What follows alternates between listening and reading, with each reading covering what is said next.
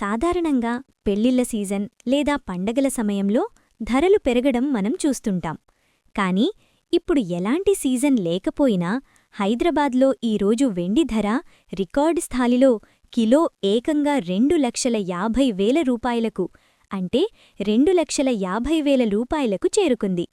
మీరు విన్నది అక్షరాలా నిజం. అంటే ఒక గ్రాము వెండి కొనాలంటే మీరు 250 రూపాయలు పెట్టాల్సిందే.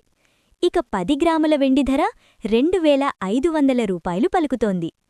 గత కొద్ది రోజులుగా మార్కెట్లో వెండి ధరలు ఒక రేంజ్లో డాన్స్ చేస్తున్నాయి.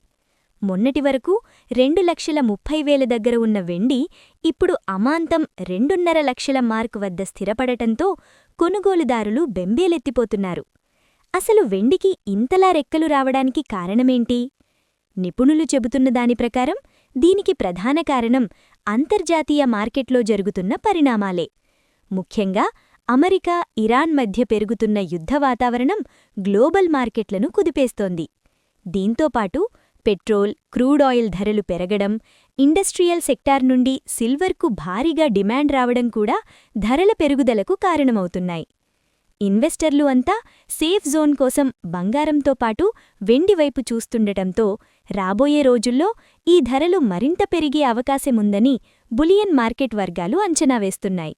మరి మీరేమనుకుంటున్నారు? రేట్లు ఇలాగే పెరిగితే సామాన్యుడు వెండి కొనగలడా? రాబోయే రోజుల్లో కిలో వెండి 3 లక్షలు దాటినా ఆశ్చర్యపోనక్కర్లేదా? దీనిపై మీ అభిప్రాయాన్ని కింద కామెంట్స్లో పంచుకోండి. ఇది ఈనాటి వెండి ధరల అప్డేట్.